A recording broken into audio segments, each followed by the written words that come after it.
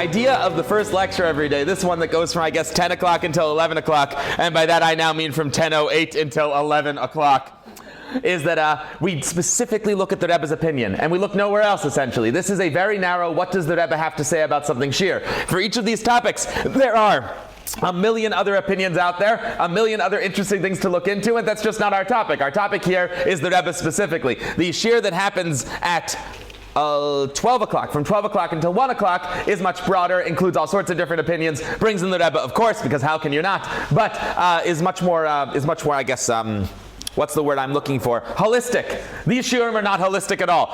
Our mission is to figure out what does the Rebbe have to say about specific topics. So, with that mission in mind, today what we're going to look at, what my big head is going to continue to block, I am going to move over and see if we can spare some of you. I know now that means you can't see, but I'll switch as usual. Today we're looking at what the Rebbe has to say about diets, about healthy eating, about healthy living as far as what we put in our bodies, and then, with God's help, after a little bit of an introduction on diets and healthy eating in general and what sort of diets are healthy and what sort of diets are not so healthy. With God's help, we will then go into a specific discussion of vegetarianism. Does it make sense to swear off meat or to eat less meat?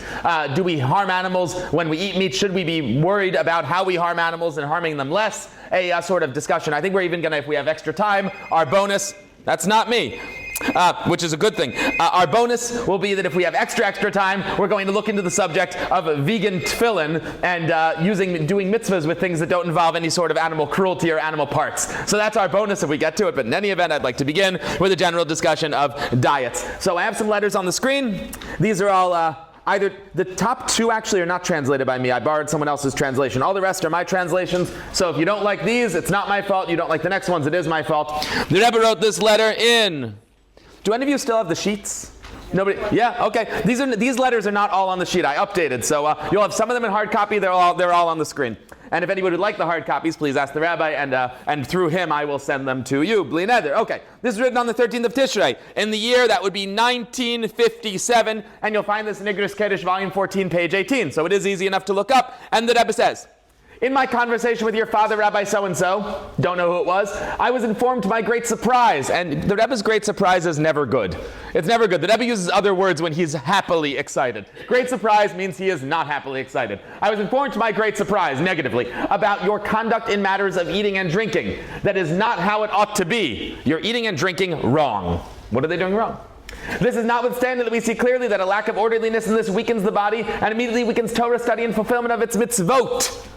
People sometimes assume that if they self-mortify, if they don't eat enough, if they heavily restrict their diets, that somehow this acts as a kind of service of God Almighty. Part of that is the simple Yetzer Hara, that is the evil inclination telling us, weaken your body and thereby you will make God happy. Part of it is our very rich history of self-mortification, especially in Ashkenaz. The Hasidei Ashkenaz, who were not Hasidim, they lived in the 1200s, 1100s, these are years and years before the Baal Shem Tov. They were known as the Hasidei Ashkenaz. They were somewhat obsessed with the idea of self-mortification. And so we have a long and noble Ashkenazi tradition of hurting ourselves in the service of God. They used to do some pretty wild things. They used to fast even on Shabbos. They used to roll around in snow. So the idea has been out there, it's been in the books.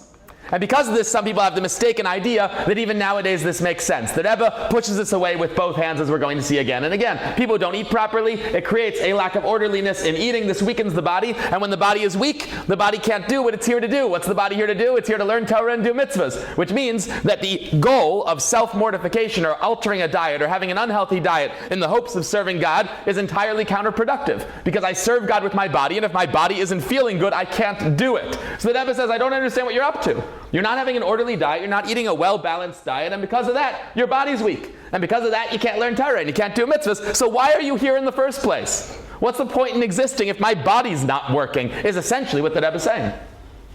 The previous Rebbe's demand from yeshiva students is well known. They should conduct themselves in an orderly way in regards to eating, drinking, and sleeping, etc. I remember when I was around 18 and went away to yeshiva for the first time. I stayed relatively local for my high school Masifta years. When I got to be around 18, they sent me away from home. And that was for a lot of Bachrim, for a lot of young men. It was their first time away from home. And we wanted to learn Torah. We were passionate about Torah. We still are, thank God, but passionate. So we wouldn't sleep so much. We would stay up very, very late learning Torah, wake up very early in the morning, sleep only a few hours a night.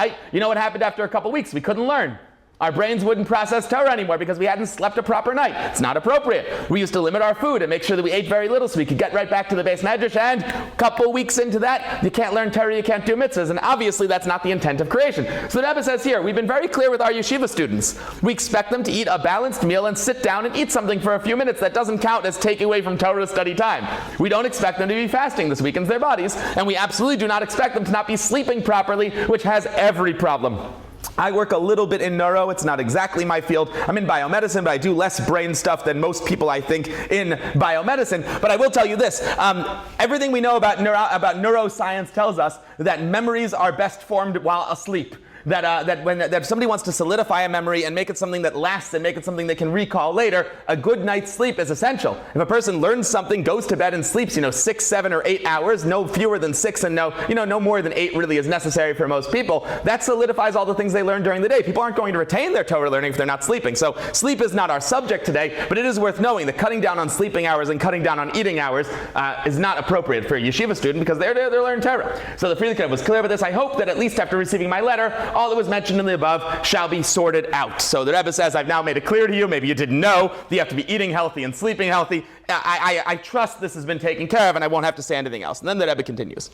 There's an expression of the Tzemach Tzedek that's very well known. It's so well known that I suspect everybody in the room has heard it at this point. It's a very well known expression. If you haven't, welcome. This is the very well known expression that it is better to eat in order to pray than to pray in order to eat. This is controversial. Have you heard this one before? Better eat to pray than pray to eat. Do you know how controversial it is? It's incredibly controversial. It's now standard, so it's no longer controversial, but it's incredibly controversial. Because according to Jewish law, you are not allowed to eat before you pray. You simply are not. The Baal Shem Tov goes into incredible detail about the Kabbalistic damage that is done on a mystical level when a person eats before they pray. Before a person has prayed, they are not a person. We wake up animals. We wake up animals. Animals that just want to go back to sleep. Animals that just want to do whatever feels good and not prioritize our godly mission. We pray, it wakes up our godly soul and gives us a godly mission. Prior to becoming human, effectively, prior to becoming human and becoming Jewish through prayer, we are not fit to go out into the world and elevate it. So it's dangerous to eat before we are humans, because before we're humans, we're running around grazing like animals.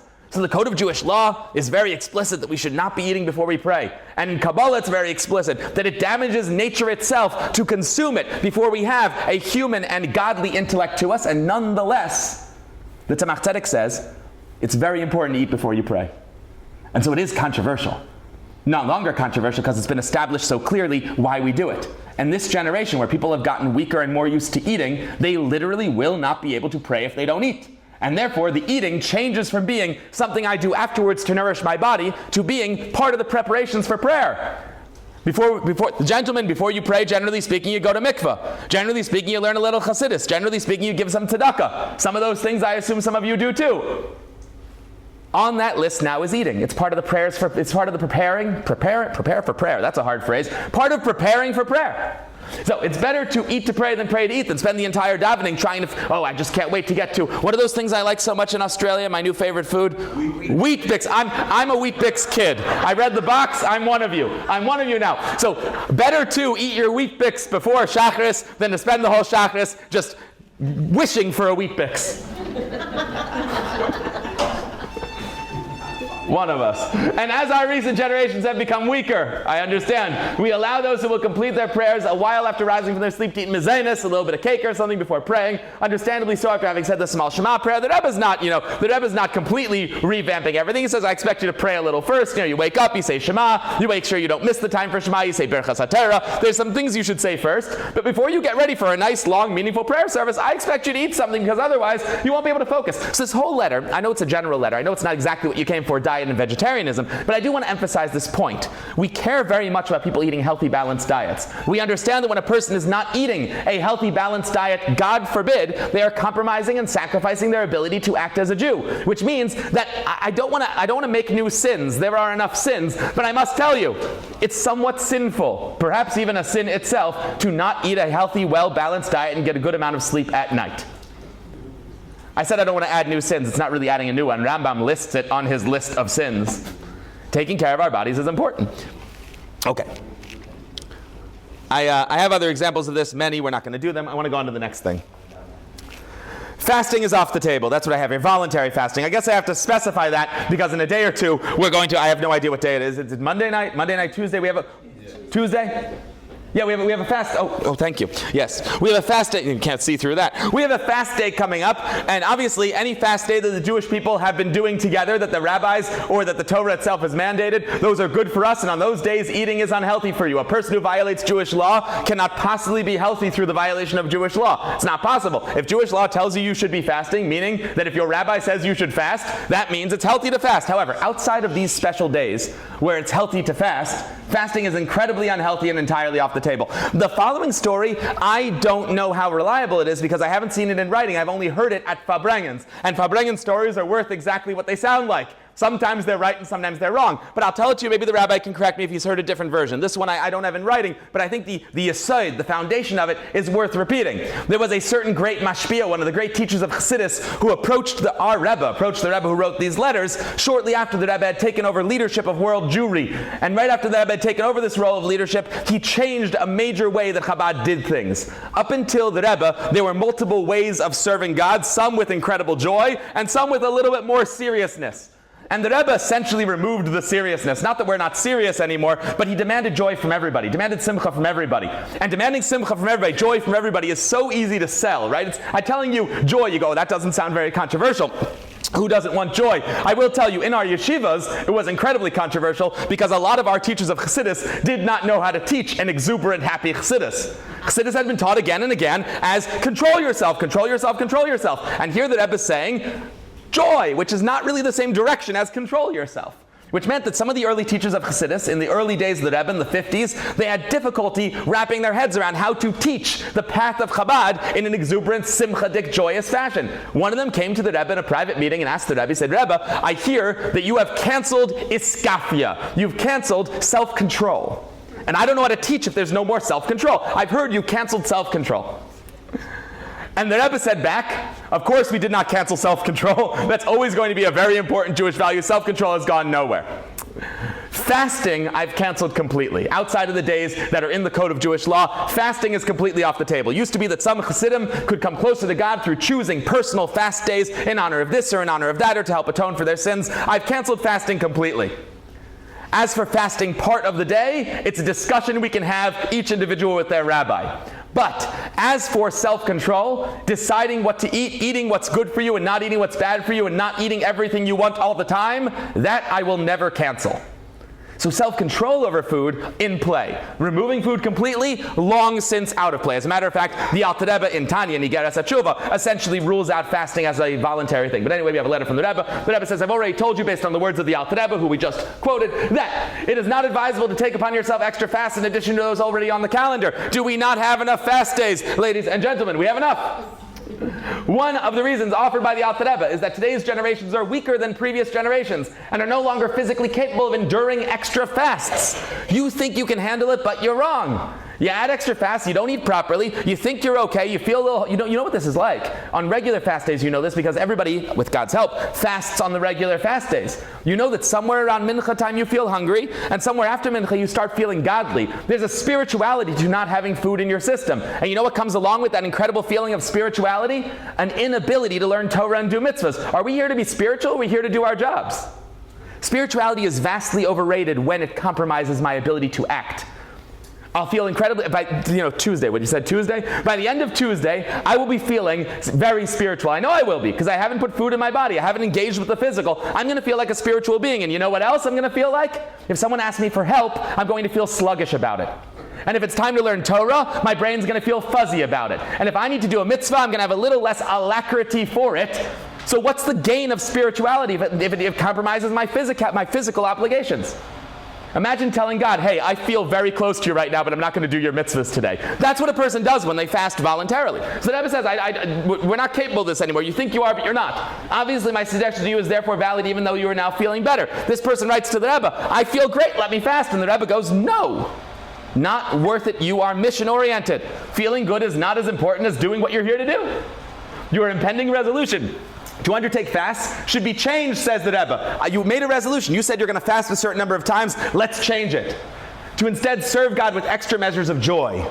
That is, resolve joy. Remember we talked about this earlier? The Rebbe sort of canceled this and replaced it with joy? Classic Rebbe. Moreover, you should endeavor to inspire others to see God in this positive manner as well. Go around and tell people, serve God with joy rather than serving God with sorrow. There's another letter similar to this that I wanted to show you where the Rebbe introduces some alternatives to fasting. People love fasting. And it's not just the Yetzer Hara. The Yetzer Tov also loves serving God with something that takes a little bit out of me. And therefore, if you have the urge to take a little away from yourself and give it back to God, food isn't the way to do it, but there are other ways. And the Rebbe offers some good alternatives so that you can eat a healthy, well-balanced diet and also give of yourself a little bit. This is in Igros Kodesh, volume 15, page 177. The Rebbe says, I was astonished. Once again, when the Rebbe is astonished, it is never a good thing. I was astonished to learn of it. It's not the word he uses when he's happy.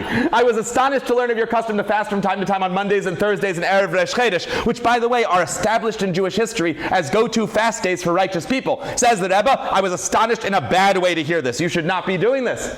Moreover, you do so despite the known directive of the Baal Shem Tov that one must be sure to be healthy, so that ill health be not a hindrance to the command of serving God with joy. You know better, says the Rebbe. You know better than to be fasting, getting in the way of your service of God, and putting your spiritual personal fulfillment over the needs of the population. You know better. We readily observe it doesn't work, etc., etc. I want to go to here. Should you insist on a form of fasting, says the Rebbe, you feel the need to give of your body and give of what you want to God? That's not the worst urge in the entire world. There is a known directive of the Rebbe Maharash that this can be accomplished by refraining from unnecessary speech, even when one greatly desires to do so.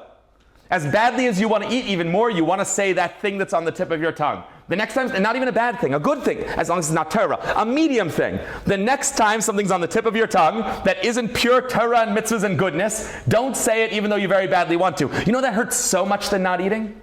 It's so much more. This isn't the same as what some people call a tainus dibur, where they don't speak for the day. That makes very little sense. A Jew should spend their whole day speaking goodness. But and obviously a Jew can never speak lashon hara, or things that are forbidden, evil speech. But there's medium speech. That's what we spend most of our day on. You heard something interesting in the news, an interesting idea. It's not forbidden. It's not permitted. It's neither. It's parv, and you want to share it with your friends. It's on the tip of your tongue. You know how exciting it feels to be about to say something? Stop yourself right there. If you really want to give to God in a way that hurts a little bit, that doesn't sacrifice your ability to act as a Jew, if you have the urge to be a faster, do it that way. As a matter of fact, it requires way more self-control, trains your mind a whole lot better, does more good in the world, and doesn't get in your way of your divine service. So the Rebbe says, you like fasting so much? How about not talking so much? Advice I could take. Whatever I'm doing, it's the opposite of fasting. This applies not only forbidden slanderous speech, but even refraining from speaking extraneous words. As to food fasts, not to be confused with fast food, this can only be accomplished by eating nourishing foods, but not seeking out those foods that are particularly tasty. Says the Rebbe, if you are really attracted to the idea of your service of God specifically being in the limitation of what you eat, I have an answer for that too. Don't eat dessert. You know what's, personal experience, I will tell you this from personal experience. You know what's harder than fasting? Eating only specific foods is much harder than fasting. Deciding that today I'm going to fill my plate once and not twice and eat only what my body needs for nourishment and then stop myself when I am full or a little bit before full, that takes incredible self-control. You know what takes a lot less self-control and is a lot less devoted to God? Not eating at all. By the way, it's not just about food. Deciding that you're not going to speak anymore is 1,000 times easier than deciding you will only say nice things. Deciding that you're not going to deal with people at all is 1,000 times easier than resolving that when you deal with people, you will deal with them in an honest, kind, and positive way. There's a reason why the evil inclination loves the idea of you cutting yourself off from the physical world. Because if you cut yourself off completely, you won't sin, but you also won't do any mitzvahs, and it's a net loss for society. The Rebbe is telling us, and you get this in letter after letter after letter, which is why I'm spending so much time on these letters, because behind each of these letters I'm showing you is, in this case, hundreds of letters pointing in this direction, that the goal of a Jew is not to cut things out, but to control what they're doing. Not to not speak at all, but to control how we speak. Not to not eat at all, but to control how we eat. If you really want to serve God, you don't remove stuff, you control stuff. It's a lot harder, and the fruits are a lot greater. Okay. So that's about fasting. That's about diet in general, the importance of a healthy diet.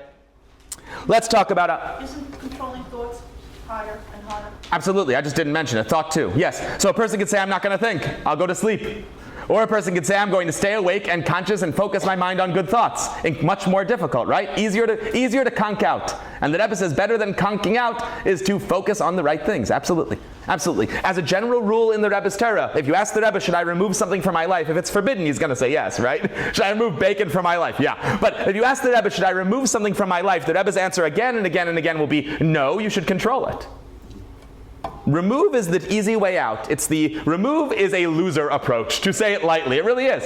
That's the korban chatat of the Nazir, practically. If you like. I like connecting it to Nigla. Very well done. Okay, regarding diets in general.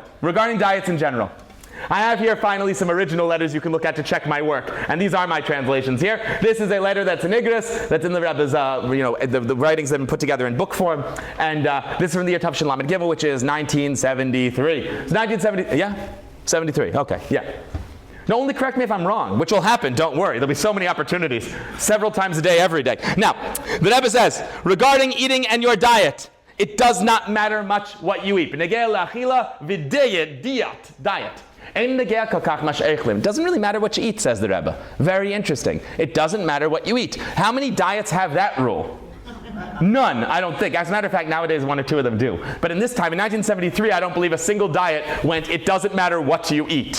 What's interesting about this letter is that in the laboratories that I work in, that I work with, that have anything to do with nutrition, they all agree with this letter now more than any diet that's on the market. So this letter written in 1973 ended up being the standard of medical science right now, which is, it doesn't really matter what you eat. The Rebbe adds, as long as it's kosher, right? Okay, that our laboratories have not yet affirmed, although it happens to be true. So it doesn't really matter what you eat as long as it's kosher. Ki'im kavanas ha'achila. What matters is your intent when you eat. L'malas taivas Rabbi bilvad. Are you only here to fulfill your urges or to fulfill your hunger? Are you eating so that you will be healthy, and therefore you'll be able to do acts of kindness? See the Code of Jewish Law 231. What the Rebbe is saying in this letter, and also says in other places, is he's not so into this idea of cutting a specific foodstuff out of your diet. No dairy or no meat or no fruit. Obviously, if a doctor tells you you're allergic to something or that your body can't process something, that's not a diet. I'm talking here about people who generally want to be healthier, and therefore they don't eat carbs. Or they generally want to be healthier, and therefore they don't eat meat. Or they only eat meat. There's the carnivore diet now. They eat only this or only that or won't. In general, the Rebbe's approach is, unless a doctor has told you for your health and your body you must cut out a certain food, that eating all foods is fine as long as it's done in moderation with the right intent. Meaning, once again, the same theory we keep on seeing. Not removal, self-control. The answer isn't no cake, the answer is one slice of cake. The answer isn't no pizza, the answer is one slice of pizza. They have pizza here, right? Pizza. And I think you'll see this in the prior letters that we looked at too. The Rebbe's approach, and I just told you earlier, this is currently the best medical advice as well. Ask a medical doctor, what's the ideal diet? They very rarely will tell you that I have never heard a doctor say that there's any food you can have none of, assuming you're not allergic to it or it doesn't harm your particular body. They'll say, don't have much of it. And that's exactly what the Rebbe is saying in 1973. And in 1973, this was not conventional medical wisdom at all. In 1973, we really did believe there were certain foods that you just shouldn't touch.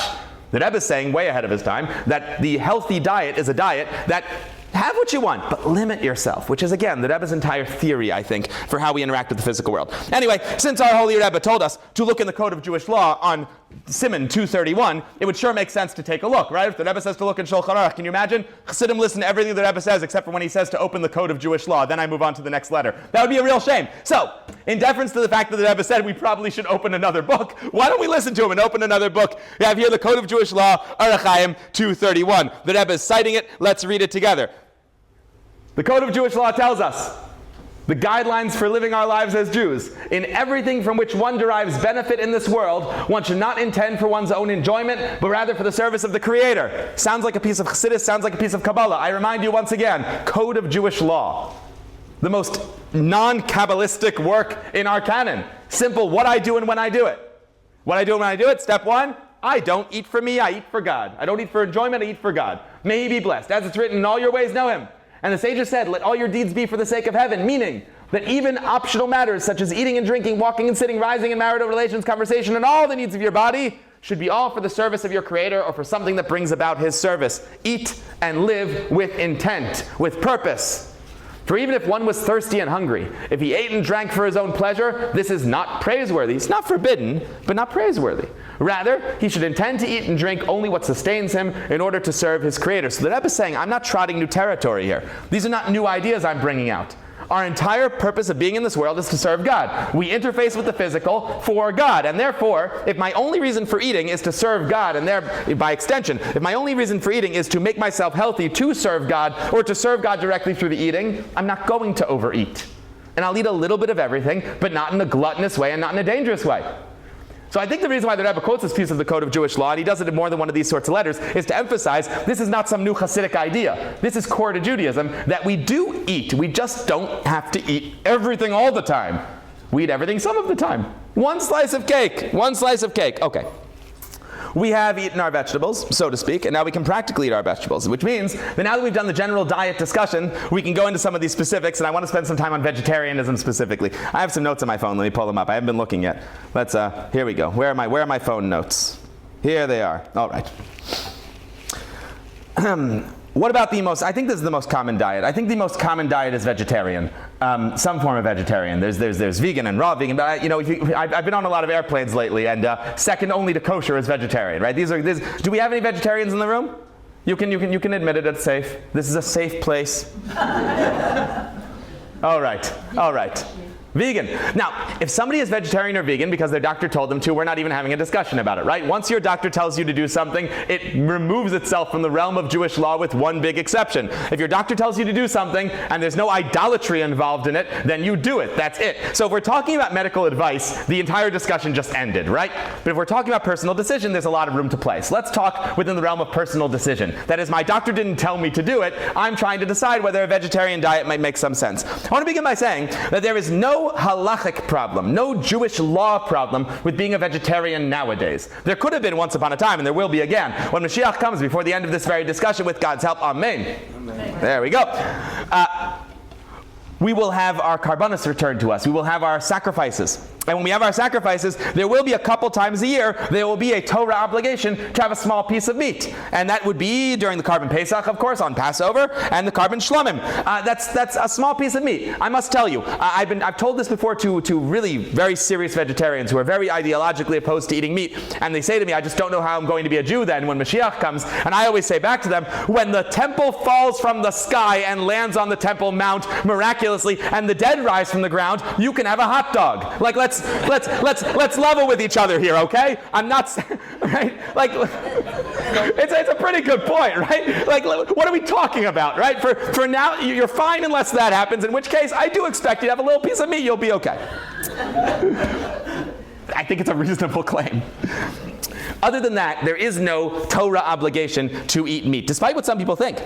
There is, according to the consensus of Jewish law, no actual obligation to eat meat on Shabbos, although there certainly is an inyan of it. It's a nice thing. It makes Shabbos special for those who like meat. But if you don't like meat, you absolutely do not have to eat meat on Shabbos. And as a matter of fact, since nowadays, right now at least, we don't have the temple in Jerusalem, we are not obligated to eat meat on Yom Tov either. We're obligated to drink wine perhaps, but meat no. Which means that somebody who really doesn't want to eat meat is never violating Jewish law nowadays. It's inconceivable that there would be a literal Jewish law violation to swearing off meat entirely right now. As a matter of fact, the Talmud implies that it might be a good idea to eat a lot less meat or no meat at all. You have a Talmud, I have some of it on the screen, don't I? I have in Pesachim, this is on 49b. I'll read some of them to you, they're up on the screen. It says here, Tanya, you guys know Tanya, the classic book of Chassidus, not what it means here. A Brisa taught me, Rebbe says, Am ha'aretz aser lechel basar, shots fired. An ignorant person who does not know Torah is forbidden from eating meat. If you're not a Torah scholar, no meat for you. More meat for the Torah scholars. Shneimar, as it says in the Torah, as it says in the Torah is specifically reserved to or correlated to the flesh of an animal. Now that's not what that literally means, but that's how the Talmud's understanding it. Anybody who learns Torah is allowed to eat the flesh of an animal or a bird, and anybody who does not learn Torah is forbidden to eat the flesh of an animal or a bird. This does make a little bit of sense. Why did God make everything in the world? To serve him with. If you're not going to use that energy for good, what business do you have taking it from somewhere else? That's the fundamental idea of this piece of Talmud. If I'm not going to use my meat to learn Torah and do mitzvahs, I just killed an animal and ate it for what? So I can doom scroll on my phone? That was not worth the life of that animal. So if I'm not willing to say I'm going to be using this meat constructively, I stay away from it. And if I don't know enough Torah to keep basic Torah and mitzvahs and use the energy from an animal and channel it positively, don't eat it. So it sounds like from the Talmud there might be room for seriously limiting our meat. If I know that I'm just not going to be doing a lot of mitzvahs today, which is a real bad way to wake up, but I go, I feel like today no Torah and mitzvahs, I guess I'm not allowed to have meat, right? Because I'll be wasting the energy of that animal on my own frivolities. Okay.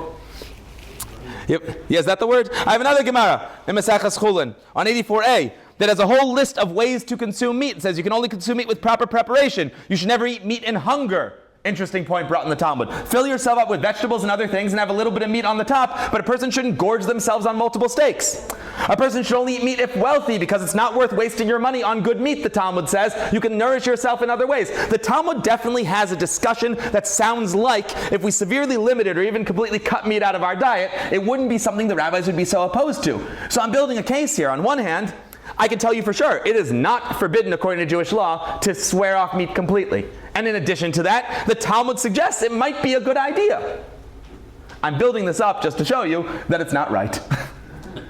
But you can very much understand where somebody who wants to limit their meat is coming from, and that absolutely is right. Limiting consumption of meat is a fantastic idea. Meat should be taken out on special occasions. Meat is for Shabbos and for special occasions. Meat is when the Chassidim first came to America from Russia, one of their big complaints was that American Chassidim ate meat every day, and they just couldn't conceive of how a refined person is constantly eating steak. Like steak every now and then, but steak every meal is just... Anyway, the idea of limiting meat, that is a thing. Cutting it out completely, we're going to see in a moment, doesn't really work. I want to show you a Yechidus. I don't think I've shown you a Yechidus before. This is new for our morning sessions. This is a Yechidus, which means this is a private conversation that the Rebbe had with somebody, where it was recorded. So we have the recording. We have the recorded words of the Rebbe's interaction with an individual, a very colorful individual. This is a Yechidus with Rav Eliyahu Yosef Shar Yashav Cohen. Does anybody know who Rav Shar Yashav Cohen was? Yes. Yeah. Why do you all know? I mean, it's good you do. It was very important. But why do you all know? We've all heard Rabbi tells us to speak about it. Oh, okay. Good. No, because I'm saying when I give this talk in America, I get a bunch of empty glances. Everybody seems to know. It's an important rabbi to know, a very important rabbi. He was he's Ashkenazi chief rabbi of Haifa in Israel, the president of its rabbinical courts. He was a real big deal. He lived until 2011. He did not. He was around until recently. He was born in. Actually no, maybe he lived even longer. I think that's when he was president of rabbinical courts. He might have lived longer than that. Does anybody know when he died? Recently, though. In recent memory, huh? His father was the Nazir of Yerushalayim. Right. So his father was the famous Nazir of Yerushalayim, the one who was known as the Nazir of Yerushalayim. It was a Talmud of Rav Kook. I assume we know Rav Kook a little bit.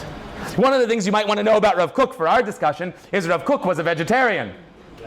Now, in addition to being vegetarian, he and his students, I don't know for sure that he wrote this down, but I know his students have written it down, and I've heard it and seen it in writing many times, that he would have a little sliver of meat on Shabbos. But other than that, a vegetarian. Rav Kook was not into the idea of eating meat. And as I explained earlier, I think there's a lot of basis to what Rav Kook is saying, right? We have the Talmud telling us to be careful about this. We have the idea that a person needs to be using meat selectively. So anyway, we're dealing here with Rav Shar Yashav Cohen. And he is a son of a Talmud of Rav Kook. And he also is a vegetarian. And in his conversation with the Rebbe, he mentions his vegetarianism, and bedlam ensues. So, we have this, do I have the date on it? Tavshin Chaf Gimel. That would be 1963. Give or take, right? It was Kislev, so I'm not sure. In the month of Kislev, it could have been 64, right? Depends on, okay. Probably 64. Although I'd have to look at a calendar to be sure. Okay. Hanal, this previous guy, who is Rav Shar Yashav Cohen, said to the Rebbe, Shu tzimchoni. He said to him, I am a vegetarian. He says, I'm a vegetarian, which is not the kind of thing I would have volunteered to the Rebbe. Hi, Rebbe, good to meet you, I'm vegetarian. But as he says, he's a vegetarian. And the Rebbe answers to him, Zeh einay nachin. Inappropriate. Lo al pi Chassidus, v'lo al pi Kabbalah. Not appropriate in Chassidus, and not appropriate in Kabbalah. Notice what the Rebbe did not say. What did he not say? Shulchan Aruch, halacha, that's right. And the reason why the Rebbe didn't say it is because it wouldn't be true. It is fine according to Jewish law, but in Chassidus and Kabbalah, incredibly problematic. Okay. When a person does that, they miss opportunities to clarify and elevate the sparks in this world. Every single person is assigned a certain portion of the world that they're expected to elevate. Part of that is when I walk down the street, I think words of Torah or do kind things on the rocks I'm walking on, per the famous Hayom Yom, that every time I walk on a rock and it's not for a mitzvah, that rock will claim against me, how dare you step on my face if you're not using me for good. I paraphrase, but that's the Hayom Yom. So the physical world is waiting with bated breath to see what a Jew will do with it. Every single Jew was assigned a certain amount of food they're going to be eating, a certain amount of lettuce and tomato and onion, and a certain amount of meat that is their part of the world to eat. If a Jew decides that of their own volition, not because of health reasons or because of allergy reasons, if they decide on their own, for their own spiritual purposes or their own ethical purposes, to cut out a piece of the world from their life, they're missing the opportunity to elevate that part of the world. Who else is going to do it? You could end up leaving sparks on the floor, God forbid. End up causing real spiritual problems by not taking care of your part of the world. So it says the Rebbe, remember we saw earlier, what we've been talking about really this whole time, is that the Rebbe keeps telling us again and again, let's not cut things out, let's limit how we do them and do them within the realm of Torah and mitzvahs, not no food, but kosher food with limitations. Now we have a Kabbalistic basis for this, a Hasidic basis for this. The basis for this is that if I cut out food entirely, if I decide on my own, just, tomorrow I'm not going to eat, not because it's a fast day on Tuesday, but because it's Monday, I decide I'm not going to eat on Monday. That is me making an executive decision to not elevate the physical world through consuming kosher food with a blessing and using that energy for Torah. I'm making that choice. And that means that one day in my life, I'm not doing my job. Part of my job is that the reason why God created people, this is all over Chassidus, all over Kabbalah, that the reason why God created the Jew and people in general, but especially the Jews, is we are processing units for the physical world. We are expected to pass the world through us and make it better. Through eating things in the world, through interacting with the physicality of the world, through taking animal leather and turning it into a Torah scroll, we're expected to take the physical world and clarify that it's really there for God Almighty. If I opt out of that for a day because I'm feeling holy, I might feel spiritual, but I am not spiritual. Spirituality is involvement in the physical, but for a purpose. So says the Rebbe, not appropriate. You better cut that out. You do this, you miss out on your opportunity to clarify and rectify the world. You can't fix the things you're not eating. I mean, there's other ways to deal with other things. You don't have to eat rocks. But if there's a steak and I'm not eating the steak, this steak goes in the garbage. I don't get to fix it. Oh wow. Mic drop. I believe I've made my point. What's left of your microphone is somewhat standing up. Okay, now, Rav Shai Yoshev Cohen is not going to take this sitting down. As a matter of fact, it's Yechidus, so I assume he's standing up. And he's not going to take this sitting down. Hanal, he responds back, okay, he says, there's a stei chemed that says you're not allowed to make fun of vegetarians, so cut it out, Rebbe. Now, not only, that's more shots fired than you think it is, because do you know who edited and published the stei chemed? The Rebbe. It's his book.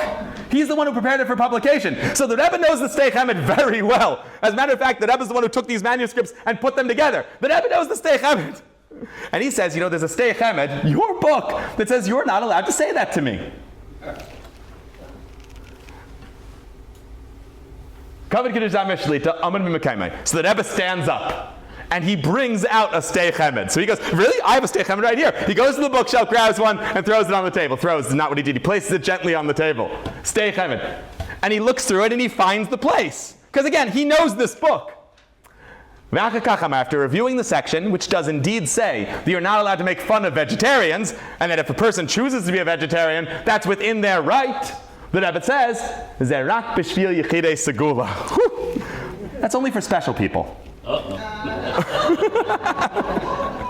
Now I'm roughly translating Yechidei Segula. It means for the very highest spiritual caliber of the generation. But the Rebbe responds to him essentially, you're not ready to be a vegetarian. There are certain people who indeed we don't tell them to eat meat, because they're at a certain spiritual level where they are able to take responsibility for whatever sparks they're not elevating. That is for very rare people in a generation, and although the Rebbe doesn't say it, it's very clearly said, you ain't one of them.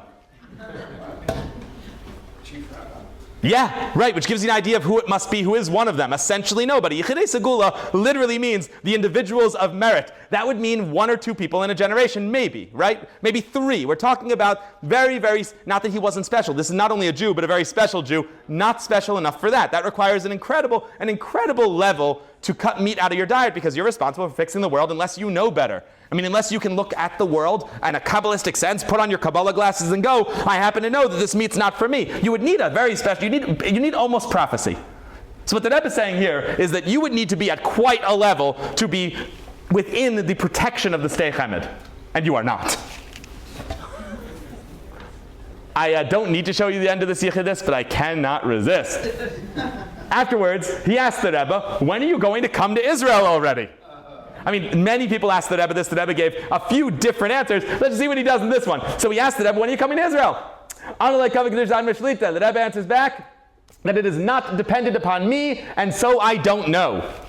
That's what it says here in Yiddish. It's not dependent on me, and so I don't know when I'm coming. I don't know what that means. I don't know what that means. I mean, I can guess, but I'm not going to guess. Why guess? I have the words on the screen. Enjoy your own guesses. But Rebbe says, it's not dependent on me, so I don't know when I'm coming. By the way, that's the answer I've been giving when people ask me when I'm leaving Melbourne. It's not dependent. It's not dependent on me, so I don't know. I think it means something a little different in that context. In any event, what we've covered so far today, and we have finished. I have my bonus stuff so we can show you the bonus things, but this is the topic for today. It's been finished. Is that just to review very quickly, and then if you don't have too many questions, or don't have so many questions, I can show you some vegan tefillin letters if that makes you happy. I do want to do a big overview of what we've discussed. We've covered the fact that when a person eats, they need to eat with intent. That the way that we eat according to the code of Jewish law is to serve God Almighty. We don't eat just for our own benefit. We don't even eat for our own benefit. We eat for the benefit of our mission in this world, which means that anything that I do with my diet that might compromise my ability to serve God properly, even if I think I'm incredibly holy for doing so, is misguided.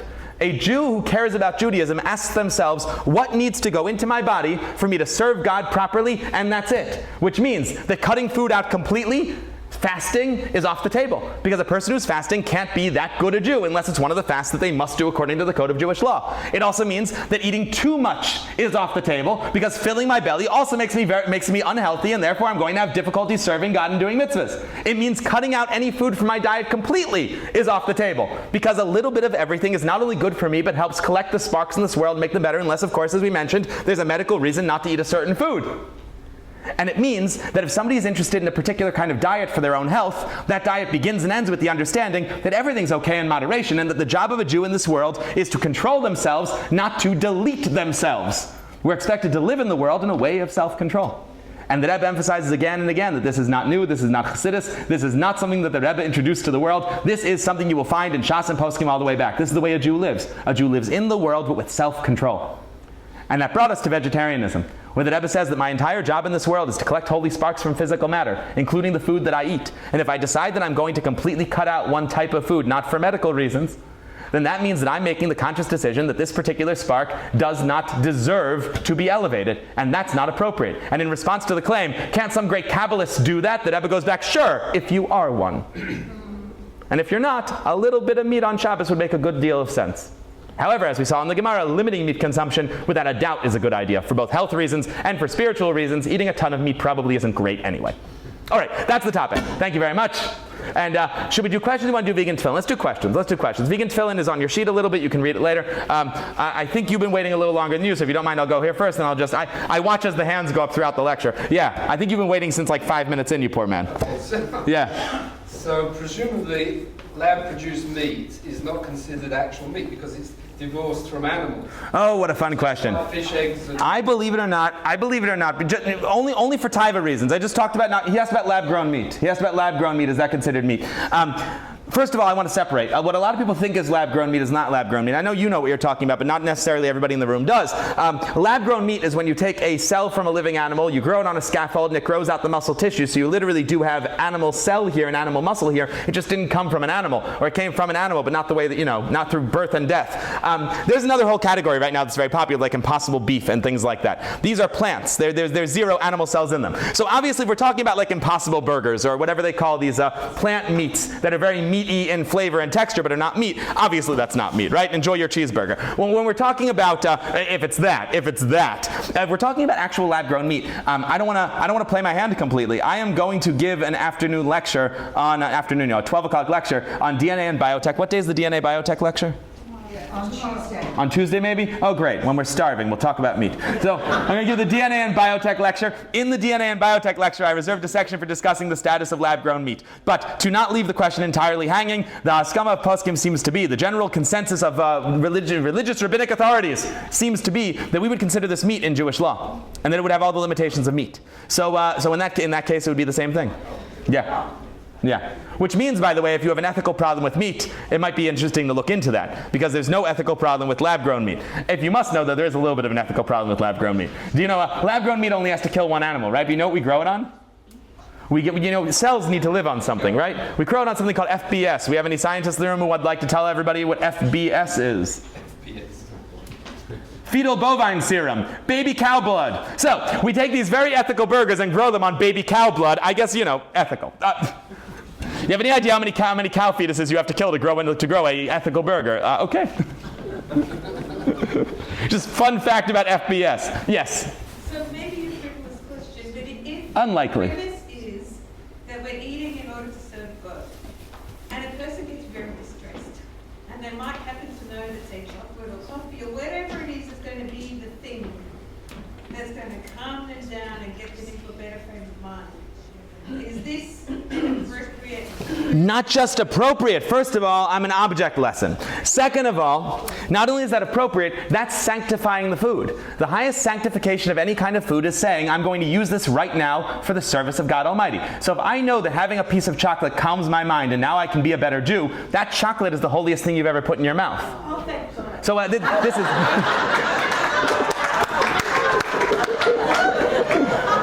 Yeah, that's what we mean when we talk about eating for the right reason. That elevates the chocolate. That's the right reason to eat chocolate. I told the rabbi earlier, I've had a custom for quite a while now that I will only drink coffee if I'm about to teach Torah or daven. I decided I want coffee to be that for me, and I won't drink it recreationally. I drink it for God, and you can tell me based on the speed of my talking whether it's for God or not, right? But it makes sense. It really does make sense. I think Jews should collect little areas. I didn't make this up. Tanya says this, that Jews should collect little areas of perfect righteousness even in an only semi-righteous life. That is, we are not expected to be tzaddikim. We're expected to be beinanim, according to Tanya. That means we are not expected to have no evil inclination and no urges. We're expected to beat our urges every single time, which is a process we work toward, of course. But we're not expected to be people who have no desires. We're expected to be people who control our desires. However, it says in Tanya, and I think it's very important to practice at home, that it's worthwhile picking a couple areas of your life where you will practice being perfect without desire. That is moments, a minute or two a day. The Alter Rebbe says, every now and then meditate on the fact that you don't like the world that much. The world rots, the world goes away, and it's just not as valuable as I think it is. And then, of course, put your mind back to where it belongs. You have to know your level. Based on this general principle in Tanya, I think it makes a lot of sense for people to pick a couple areas of the physical world and dedicate them entirely for God and not at all for their urges. To say that this particular food I only eat when I'm about to pray. Or this particular food I only eat on Shabbos. I think that does something. It's practice for righteousness. We are not, unless you happen to be a tzaddik, in which case this part of the talk's not for you. Just close your ears for the moment. Tzaddikim can do that. They can turn off what they hear. As for most of the people in the room who are not yet tzaddikim, our job is not to completely sanctify ourselves in such a way that we have no urges. However, every single person benefits from occasionally practicing that. And what that practice looks like is picking a food or a drink or an item or a clothing or something that matters to me and that I sanctify only for God. Not for everything, something. A pair of pants you only wear on Shabbos. A kind of chocolate you really enjoy, and therefore it is only for when I'm just coming from or to a Torah class. It makes sense. It really does make sense. I've done this with coffee. I think for everybody there's something you could pick. That there's a few things I can point to in my life that are only for God. And it's good to have a handful of them. Not everything. We're not ready for it to be everything. But some things. Yeah, it's a good idea to pick something just for God. Sure. And in that case, you elevate the chocolate very much. So when light is for spirit and dark is for darkness, which is better, dark or light chocolate? The question was, if light is spiritual and dark is darkness, what's better, light or dark chocolate? I will add that there's such a concept in Chassidus and also in Gemara. It's really a Gemara, but Chassidus brings it to the surface as milsa de b'dichasa, a joke. But the value of a joke that's as part of a Torah lecture that brings the entire room up a little bit. So Yechiel brings everybody a little closer when we laugh in the middle of these lectures. So well done, well done, well done. Yes?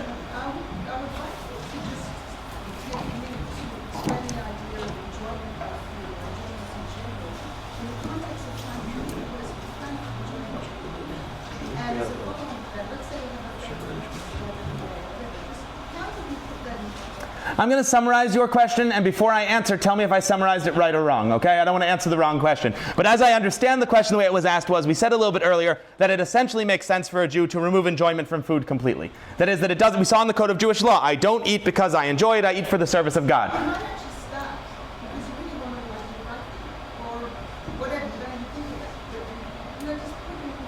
Right, so the question was, can we put into context the idea of not taking enjoyment from the world? Was that more or less where we're going? No, but Yeah, then help me, I'm sorry, please. What is the status of enjoyment of the world? The status of enjoyment of the world, what if I accidentally enjoy the world? I'll give you 2 quick tips in case you accidentally enjoy the world, and with that I think we'll have to conclude because we have to go to the next thing. But 2 quick and dirty tips for if you accidentally have a good time here. Thing number 1, thing number 1, enjoyment of the world for a divine purpose exempts you from the problem of enjoyment of the world. Meaning, if you really enjoy the food on Shabbos, and you eat it on Shabbos because God wants you to eat it on Shabbos and enjoy it along the way, you're in the clear. Which means as long as you make sure, Kol Ma'asach Yiyu L'Shem Shamayim, as long as you make sure that everything you do is for the purpose of God, enjoyment doesn't really hurt you that badly.